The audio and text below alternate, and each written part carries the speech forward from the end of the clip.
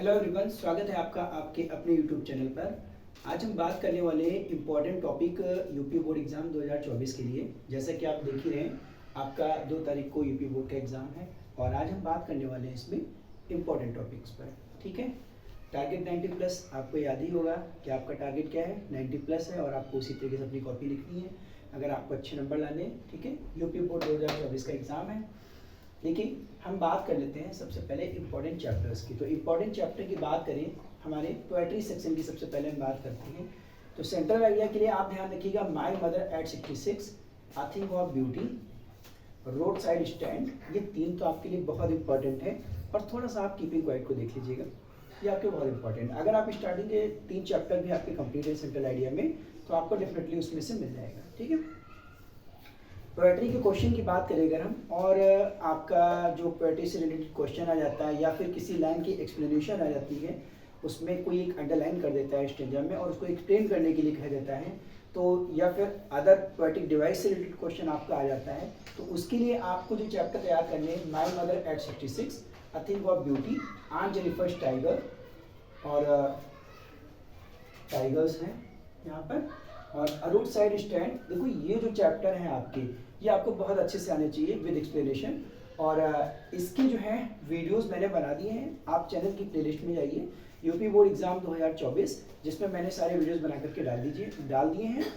आप उसमें जाकर के सारे वीडियोस को देख सकते हैं। इंपॉर्टेंट क्वेश्चंस भी मैंने दे दिए हैं और उसमें एक्सप्लेनेशन भी दे दिए और साथ साथ में आपको पोएटिक डिवाइस भी दे दिए। तो आप उनको जाकर के देख लीजिए, डेफिनेटली आपको इनमें से पेपर में मिलेगा 100%। ठीक है, फिर हम बात करते हैं आपका प्रोज के चैप्टर की।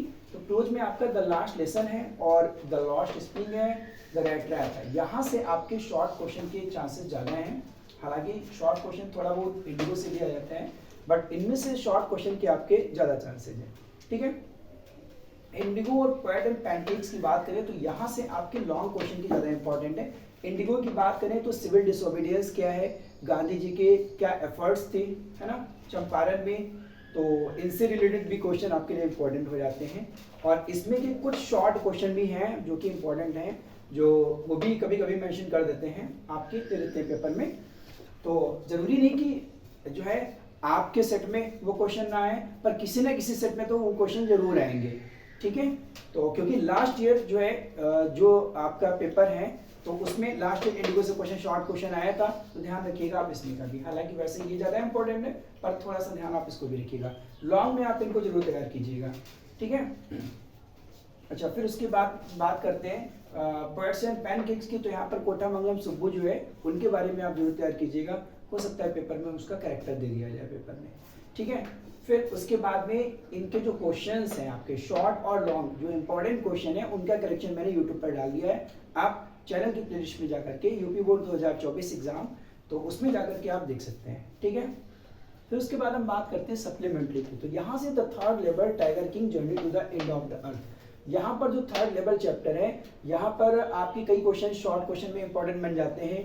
थर्ड लेवल एग्जिस्ट करता है नहीं करता है, जो है आपका फर्स्ट डे कवर्स क्या है, तो ये क्वेश्चन आपके यहाँ पे ज़्यादा बन जाते हैं। टाइगर किंग की बात करें, यहाँ से शॉर्ट और लॉन्ग दोनों इंपॉर्टेंट है। शॉर्ट भी इंपॉर्टेंट है यहाँ पर और लॉन्ग भी इंपॉर्टेंट है। ठीक है, तो इसको आप अच्छे से देख के जाइएगा। Journey to the end of the earth की बात करें, गोंडवाना लैंड से रिलेटेड, पहला तो गोंडवाना लैंड से रिलेटेड और दूसरा student on the ice programme, कि स्टूडेंट ऑन आइस प्रोग्राम क्या था, तो वहाँ से रिलेटेड आपका एक क्वेश्चन इंपॉर्टेंट है। द एनिमी की बात करें, शॉर्ट क्वेश्चन के लिए आपके ज़्यादा इंपॉर्टेंट है। पर लॉन्ग की बात करें, अगर लॉन्ग बनेगा तो यहाँ पर टाइगर किंग की डेथ कैसे हुई थी, इससे रिलेटेड बनेगा। यहाँ पर अगर हम बात करें journey to the end of the earth की, तो यहाँ पर आपका जो बनता है स्टूडेंट ऑन आइस प्रोग्राम पे क्वेश्चन बनता है इंपॉर्टेंट। ठीक है, द एनिमी की बात करें तो सदाओ और हाना से बहुत क्वेश्चन आते हैं, सदाओ और हाना से, तो आप इसको भी ध्यान रखिएगा। On the face of it की बात करें तो यहाँ पर जो है आपका करेक्टर इसके ज़्यादा इंपॉर्टेंट बन जाता है, क्वालिटी ज़्यादा इंपॉर्टेंट बन जाती हैं, और आपका डेरी और मिस्टर लैम में डिफरेंस क्या है उनकी क्वालिटीज़ में, तो ये ज़्यादा इंपॉर्टेंट यहाँ पर बन जाते हैं आपके। मेमोरीज ऑफ चाइल्डहुड को भी थोड़ा सा देख लीजिएगा, लास्ट चैप्टर है तो आप इसको देख कर ही जाइएगा। ठीक है, अच्छा, एक चीज़ और बता दूं आपके प्रोज और शॉर्ट स्टोरी के बारे में। सप्लीमेंट्री के बारे में, तो यहाँ पर इनसे रिलेटेड जो क्वेश्चंस हैं, इनके जो मेन पॉइंट्स हैं आपके चैप्टर के, उनको जरूर देख के जाइएगा, मतलब उनके इंसिडेंट देख करके जाइएगा, और जो भी आपके कैरेक्टर्स हैं उनके नाम देख करके जाइएगा। तो इतना तो आप जरूर पढ़ लीजिएगा, ठीक है, रिविजन करने के बाद में, ताकि आपको आंसर लिखने में आसानी रहेगी। फिर हम बात करते हैं यहाँ पर आर्टिकल की। तो आर्टिकल की अगर हम बात करें तो यहाँ पर आपका ऑनलाइन एजुकेशन या फिर ऑनलाइन क्लासेस, टेररिज्म, आतंकवाद की समस्या, और आपका हाउ टू क्लीन इन्वायरमेंट को कैसे हम साफ रखें, और साइंस, और आपका उसके बाद में अगर इम्पोर्टेंट की बात करें राइजिंग पैसेज। तो ये चार तो आपके 4-5 जो है आपके ज़्यादा इंपॉर्टेंट बन जाते हैं। फिर उसके बाद की अगर हम बात करें तो वीमेन एम्पावरमेंट भी अब तक के बोर्ड एग्जाम में पूछा गया है। डेमोक्रेसी हर बार किसी न किसी तरीके से बदल के टॉपिक पे आता है। डेमोक्रेसी, कल्चरल हेरिटेज, सांस्कृतिक विरासत, जो करंट टॉपिक है, इसलिए हमें इसको भी थोड़ा सा ध्यान रखना है। तो इन टॉपिक्स को आप पढ़ लीजिएगा, तो डेफिनेटली आपको इनमें से मिलना चाहिए। मैं 100% तो नहीं श्योरिटी देता हूँ कि ये सारी चीज़ें आपको मिल ही जाएंगी, लेकिन फिर भी 99% की तो गारंटी है आपको इनमें से मिलना चाहिए पेपर में, ठीक है। अच्छा, फिर उसके बाद में बात कर लेते हैं हम आर्टिकल को लिखने की। देखिए, आर्टिकल को लिखने के लिए आपको क्या है कि आप एक बोल्ड हेडिंग डालेंगे, यहाँ पर बड़ी सी हेडिंग डालेंगे, जो भी आपका आर्टिकल है, टॉपिक, और उसके बाद में आप 3 स्टैंजार्ड में या 4 स्टैंजार्ड में उसको कवर करेंगे। आर्टिकल लिखने में आप वर्ड लिमिट का ध्यान रखिएगा। जैसा क्वेश्चन में कहा जाए 150 से 200 शब्द के लिए अगर कहा जा रहा है 150 से 200 वर्ड्स में, तो आपको उतने में ही आपको कंप्लीट करना है। 4 या 3 स्टेंजा में आपको कंप्लीट करना है। पहले स्टेंजा में आपको इंट्रोडक्शन देना है, दूसरे स्टेंजा में कंसिडरेटेड जो भी आपको टॉपिक्स लिखने हैं उसमें मेरिट्स एंड डेमेरिट्स वो लिखना है, और लास्ट वाले स्टेंजा में आपको क्या करना है, कंक्लूजन देना है, ठीक है। जहाँ पर भी आपको हाईलाइट करने की जरूरत पड़े हाईलाइट कीजिएगा, हेडिंग की जरूरत पड़े वहाँ पर आप हेडिंग कीजिएगा, और आर्टिकल की हेडिंग डालने के बाद में यहाँ पर ऑथर का नेम जरूर मेंशन करना है, बाय, जो भी आपके ऑथर का नाम है। मतलब अगर क्वेश्चन में दिया है तो यू आर रोहन एंड सीमा इस तरीके से दिया है, तो आप यहाँ पर बाय रोहन या बाय सीमा करके लिख देंगे। अगर कुछ भी नहीं दिया जाता है, सिर्फ और सिर्फ टॉपिक दिया गया है कि आपको इस टॉपिक पर आपको लिखना है आर्टिकल, तो आप वहाँ पर बाय XYZ या ABC लिख देंगे, ठीक है। उसके बाद में हम बात कर लेते हैं लेटर एप्लीकेशन की। तो लेटर एप्लीकेशन की अगर हम बात करेंगे तो लेटर एप्लीकेशन में आपका जो है एक जो सबसे इम्पोर्टेंट क्वेश्चन एक अभी जो बन गया, वो बन गया आपका हिंदी के पेपर से, जिसमें पूछा गया था कि शिक्षक पद के लिए जो है आपको एक पत्र लिखना है प्रधानाचार्य को, प्रार्थना पत्र लिखना है। तो वो एक थोड़ा सा इंपॉर्टेंट बन जाता है क्योंकि हिंदी के पेपर पूछा गया है। तो हो सकता है क्योंकि लास्ट ईयर बोर्ड एग्जाम में ये पूछा गया है, पिछले बोर्ड एग्जाम में पिछले 2 साल पहले आई थिंक पूछा गया है, तो ये थोड़ा इंपॉर्टेंट बन जाता है। तो इसको आप एक बार देख लीजिएगा। कुछ नहीं, इसमें जैसे आप एप्लीकेशन लिखते हैं बस वैसे ही आप लिखेंगे, जो लेटर का फॉर्मेट है सेम वैसे ही यूज करेंगे।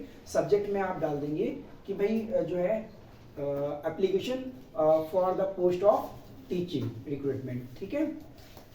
अच्छा, दूसरा जो है आप लेटर की बात करें, जितने भी इंपॉर्टेंट लेटर है वो आपके जो है यूट्यूब के प्लेलिस्ट में मैंने डाल दिए, आप वहाँ पर जाकर के देख लीजिएगा, ठीक है। ग्रामर की बात करें तो टेलीग्राम चैनल पे आप जाइएगा, और वहाँ पर जितने भी आपके जो क्वेश्चंस मैंने पहले से डाल रखे हैं आप उनका रिवीजन कर लीजिएगा ग्रामर में, और जो आपके टॉपिक्स हैं उनको आप अच्छे से प्रैक्टिस कर लीजिएगा, ठीक है। तो I hope this is clear to all of you. उम्मीद करते हैं शायद अब आपको कोई कंफ्यूजन नहीं होगा, और फिर भी अगर आपको कंफ्यूजन है तो मैं आपको यहाँ पर नंबर मेंशन कर रहा हूँ, अगर आपको कोई भी डाउट है तो आप मुझे व्हाट्सएप कर सकते हैं। 8081534147, ठीक है। तो एक और इम्पोर्टेंट बात बतानी थी आपको कि कॉपी में आपको कैसे लिखना है। कॉपी में आपको रीडिंग सेक्शन होगा तो आप रीडिंग सेक्शन ऊपर डालेंगे, उसके बाद में जो भी आप जो पैसेज है उसके जो क्वेश्चन से करेंगे, क्वेश्चन को पढ़ेंगे और फिर आप पैसेज से आंसर को फाइंड करेंगे, तो आपको इजीली आंसर मिल जाएंगे, ठीक है। अदरवाइज आपका टाइम जो है वो ज़्यादा वेस्ट होगा, ठीक है। दूसरा, एक पेज पे आपको एक क्वेश्चन करना है, मतलब कि रीडिंग वाला पैसेज पूरा का पूरा एक पेज पे आएगा, आर्टिकल आपका पूरा एक पेज पे आएगा। वर्ड लिमिट का ध्यान रखिएगा, अगर आपका 1 से 2 पेज जाता है तो दूसरे पेज को पूरा यूज कीजिएगा, अदरवाइज दूसरे पेज पे आप कुछ मत लिखिएगा, ठीक है। ये नहीं कि आपने दूसरे पेज पे चला गया तो दूसरे पेज पे नीचे क्वेश्चन करने लगे, उस पेज को छोड़ दीजिएगा फिर, ठीक है। दूसरा, आपका लेटर की बात करें तो लेटर आपका एक पेज में कंप्लीट होना चाहिए। अगर आपका एक पेज से दूसरे पेज में जा रहा है तो आप दूसरे पेज को फिर उसको, भले ही आपका दूसरे पेज में आधे पे ही है तो आप उस पेज को यूज नहीं करेंगे, आप नेक्स्ट क्वेश्चन न्यू पेज से करेंगे। तो मतलब आपको क्वेश्चन जो है वो न्यू पेज से करना है, कॉपी का अच्छे से यूज करना है, राइटिंग का ध्यान रखना है। अगर कहीं पे भी गलती होती है तो आप इस तरीके से बस कट लगाएंगे, उसको ड्राइंग नहीं करेंगे, ठीक है। ब्लैक हेडिंग का इस्तेमाल करेंगे, आर्टिकल में कोटेशन का यूज करेंगे, ठीक है, ब्लैक पेन का इस्तेमाल करेंगे, और बस यही है। इसी तरीके से आप कॉपी को अच्छे से लिखेंगे। आपकी तैयारी बहुत अच्छी है, मुझे बहुत अच्छे से पता है, और जो है आप definitely you will get good marks. Definitely आप अच्छे नंबर लाएंगे। जो टारगेट 90+ है हमारा, उसको पाने का पूरा प्रयास करेंगे। मेरी शुभकामनाएं आप सभी के साथ में हैं। Best of luck.